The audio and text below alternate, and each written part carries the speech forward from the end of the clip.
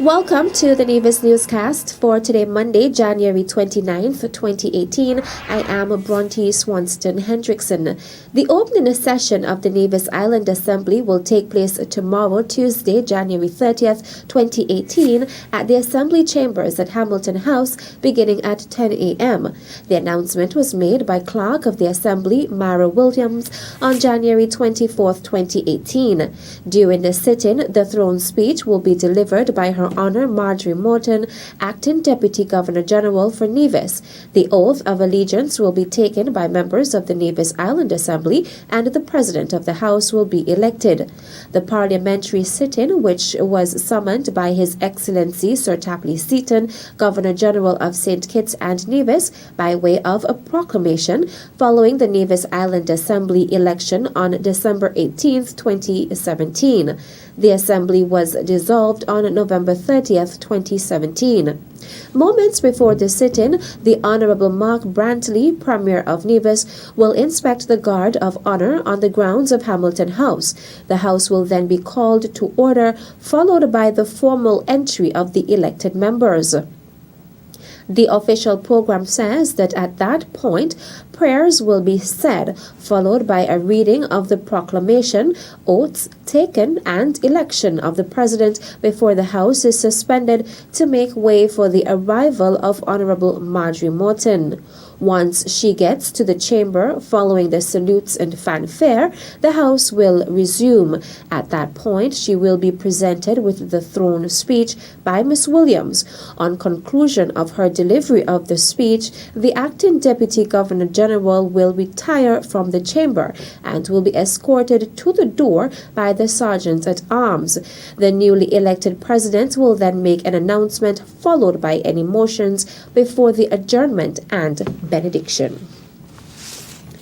St. Kitts and Nevis has the highest number of centenarians in the Caribbean community CARICOM, according to Federal Minister of Social Services, the Honorable Wendy Phipps, when she delivered remarks at the 106th birthday celebration of the oldest person in the Federation, Cillian Powell. That per capita, St. Kitts and Nevis probably has the highest percentage of centenarians in CARICOM. So that is something to be proud of, but it also sends us a message of how far we have come, how far our human development has evolved as a people, where we are no longer suffering from a lot of the traditional diseases that would have been public health challenges for countries, especially African territories that are still very much first world countries, third world countries rather, that are trying to graduate to first world status, but that we have had great strides in terms of our advancement in public health, our care of the elderly, the way we look at life, the holistic development of our people, including but not limited to our spiritual development. And it also speaks to our ability to maintain the traditional African heritage as it relates to people of the extended family looking after their own. Phipps says that this is testimony to the country's improved statistics as it relates to persons achieving the age of 100. Phipps also spoke about the increase in male centenarians in the Federation. That for the first time we are having males in the Federation who are living to the age of 100.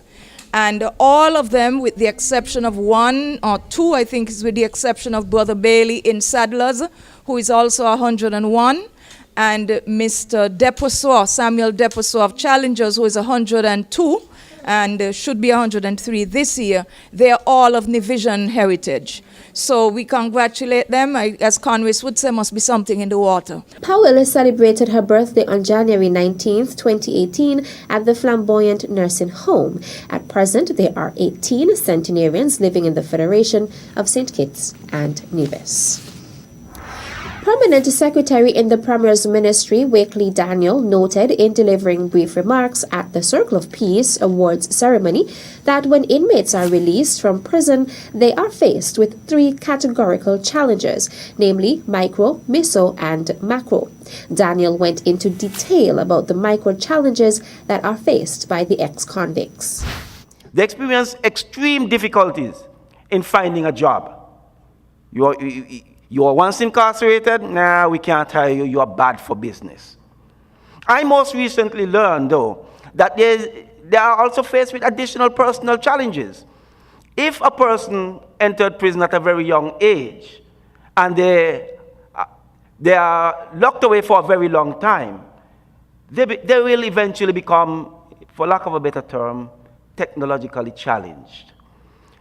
Across the US, they are now recognizing that some of the inmates who are released, they don't even know how to use a smartphone. The permanent secretary also spoke about the meso challenges in terms of the family structure. He said the family they left before entering into prison has changed, as well as the partner or spouse they once had has moved on, and that creates some challenges for them. He finally spoke about the macro challenges. Society and as a nation consider them as pariahs, outcasts.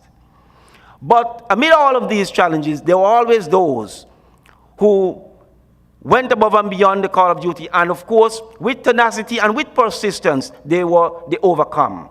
And these ones must be applauded. Daniel was speaking at the recently concluded Circle of Peace Awards ceremony that took place at the Nevis Performing Arts Center on Tuesday, January 23, 2018. The awards ceremony was held to congratulate prison inmates for winning the poem competition that took place late last year. Still to come, Charlestown Preschool receives removable cupboards thanks to CIBC First Caribbean International Bank. The details after this break.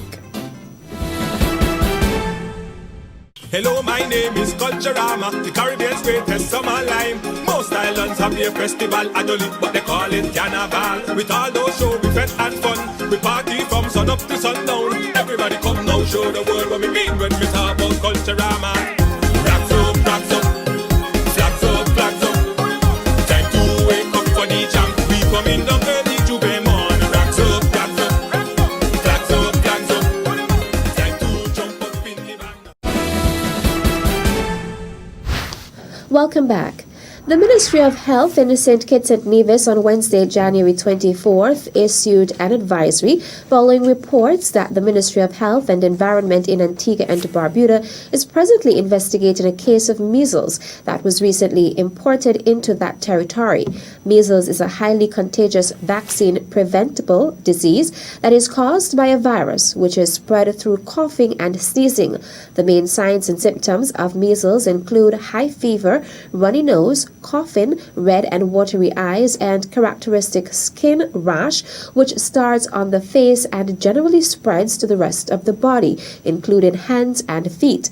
The rash usually develops 3 to 7 days after the first symptoms appear.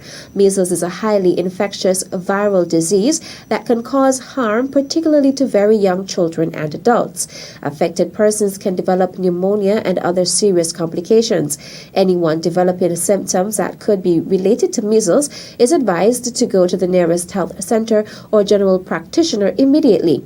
The Ministry of Health in St. Kitts and Nevis is urging all parents and guardians to ensure that they and their children are adequately immunized against measles. The measles, mumps, and rubella vaccine is currently recommended in the National Immunization Program at 12 months and again at 18 months. If you are not sure of your child's vaccination status, the ministry recommends that you seek clarification at the nearest health center or your general practitioner. This advisory is intended to ensure that there is no in-country transmission of measles. Let us work together to ensure that the Federation of St. Kitts and Nevis remains measles-free. St. Kitts and Nevis and all other Caribbean and Latin American countries were declared measles-free on September 27, 2016. The CIBC First Caribbean International Bank donated furniture to the Charlestown Preschool late last year as part of its Adopt a Cause initiative. Branch Manager Jasmine Paris officially presented the cupboards to the Ministry of Education. We are extremely happy that the students and the teachers can benefit from it.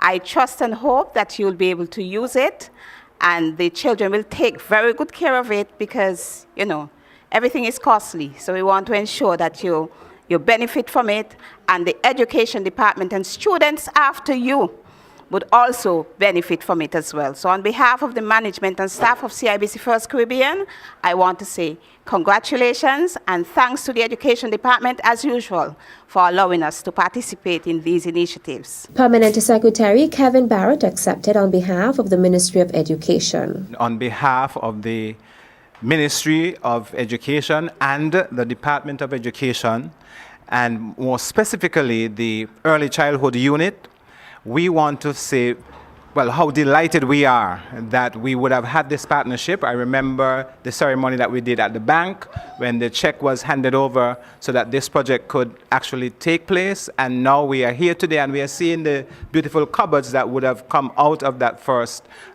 ceremony that we had. And so we like to say once again, thank you. And we hope that the alliance between your bank and the Education Department and the ministry will continue. Supervisor of the preschool, Lisa Lee, expressed her thanks to the institution as well as the ministry and the Department of Education.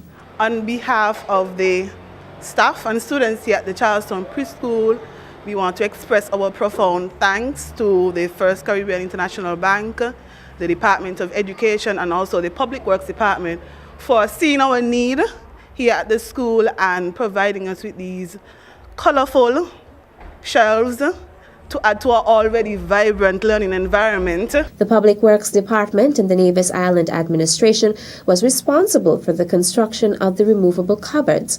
Also present at the handing over ceremony were Education Officer responsible for early childhood development, Florence Smithen, Lilith Richards of the Public Works Department, and other representatives of the CIBC First Caribbean International Bank. That brings us to the end of this edition of the Nevis Newscast. I am Bronte Swanston Hendrickson. Thank you for viewing. This one is going out to the land of my birth, Queen City, Nevis.